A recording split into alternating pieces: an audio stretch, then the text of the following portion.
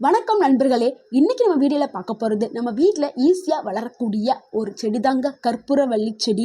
இது வெறும் மருத்துவ செடி மட்டும் அல்ல, இது வாஸ்துப்படி ஆன்மீக ரீதியிலையும் ஜோதிட ரீதியிலையும் உங்கள் வாழ்க்கைக்கு நல்ல அதிர்ஷ்டத்தையும் ஆரோக்கியத்தையும் செல்வத்தையும் கொண்டு வர செய்யக்கூடிய ஒரு செடி தாங்க இந்த செடி.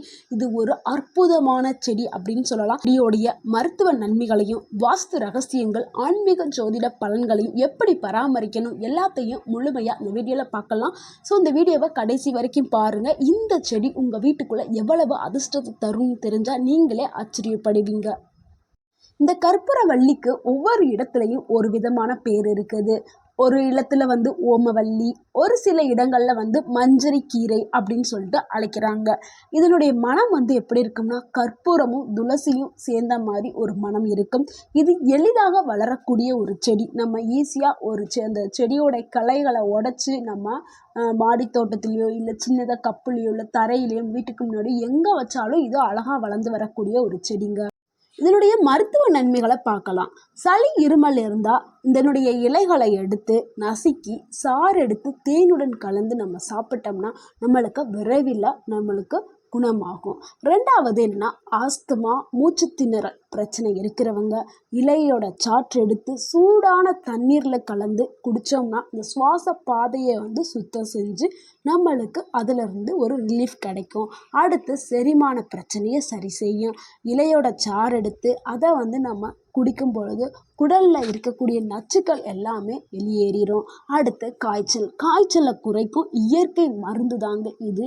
அடுத்து மூட்டு வலி இப்போ நிறையா பேருக்கு இருக்குது. அவங்களுக்கு ஒரு வரப்பிரசாதம் இயற்கை கொடுத்த மருந்து தாங்க இந்த இலை. இந்த இலையை எடுத்து அரைச்சி எண்ணெயில் காய்ச்சி நீங்கள் உங்கள் மூட்டு வலி இருக்க இடங்களை தடவிட்டு வந்தீங்கன்னா அது சரியாயிடும். இது ஒரு நுண்ணுயிரி நாசினியாகவும் இது விளங்குது. அதாவது பாக்டீரியா, வைரஸ், பூஞ்சையோட தாக்கத்திலிருந்து நம்மளை பாதுகாக்கிறதுக்கு இந்த இலை பெரிதும் உதவியாக இருக்குது. அடுத்து இதனுடைய வாஸ்து நன்மைகளை பார்க்கலாம். இந்த கற்பூரவள்ளி செடி வீட்டின் வடகிழக்கு திசையில் இருந்தால் வீட்டில் நல்ல சக்தியை அதிகரிக்கும். அதாவது பாசிட்டிவ் எனர்ஜியை வீடு ஃபுல்லாக ஸ்ப்ரெட் பண்ண வைக்கும். வீட்டில் வரும் தீய ஆற்றலை, அதாவது தீய சக்திகளை வெளியேற்ற செய்யும். குடும்பத்தில் உள்ளவங்களுக்கு சாந்தி, நல்ல ஆரோக்கியத்தை கிடைக்குமாறு இது செய்யும். அதே மாதிரி பண வசதியை குறையாமல் பாதுகாக்கிறதுக்கும் பணம் வீட்டில் இருந்துக்கிட்டே இருக்கிற மாதிரி பண்ணக்கூடிய சக்தி இந்த ஓமவல்லிக்கு இருக்குது. ஆன்மீகம் மற்றும் ஜோதிட பலன்களை பார்க்கலாம். ஜோதிடத்தில் கற்பூரவள்ளி செடி புதன் கிரகம் மற்றும் குரு கிரக பலனை அதிகரிக்கும் என்று கூறப்படுது.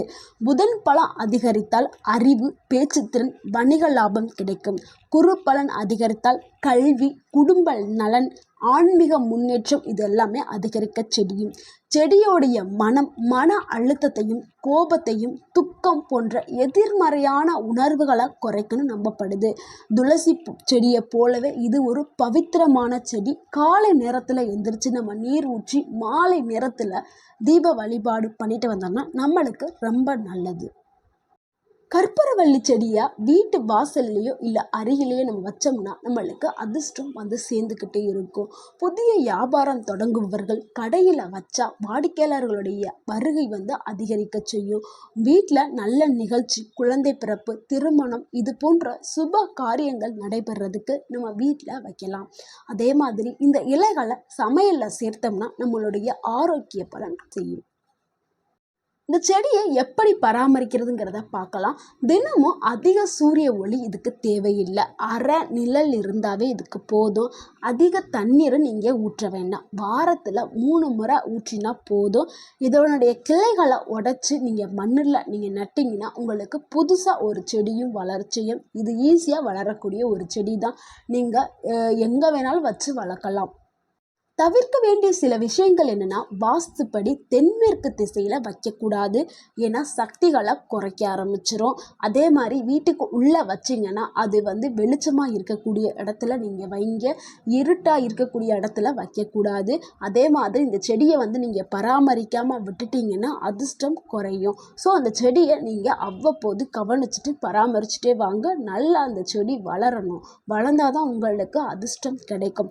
செடி வாடி விட்டால் அதை உடனே அகற்றி விட்டுங்கள். அப்படியே நீங்கள் விட்டுவிட்டீங்களால் உங்களுக்கு அது உங்களுக்கு நெகட்டிவாக அமைய ஆரம்பிச்சிடும். ஸோ செடியை நல்லா செழிப்பாக வளர்கிற மாதிரி நீங்கள் டெய்லி பார்த்து பராமரிக்கணும். நீங்கள் உங்கள் வீட்டில் அந்த செடியை நீங்கள் வச்சுருந்தீங்கன்னா நல்லா பராமரித்து வளங்க. அப்போ தான் உங்களுக்கு நல்ல ஆரோக்கியம், செல்வம், அமைதி எல்லாம் உங்கள் வாழ்க்கையில் சேரும். இந்த வீடியோ உங்களுக்கு பிடிச்சிருந்துச்சுன்னா லைக் பண்ணுங்கள், ஷேர் பண்ணுங்கள், மறக்காமல் எங்கள் சேனலை சப்ஸ்கிரைப் பண்ணுங்கள். தேங்க்யூ ஃபார் வாட்சிங்.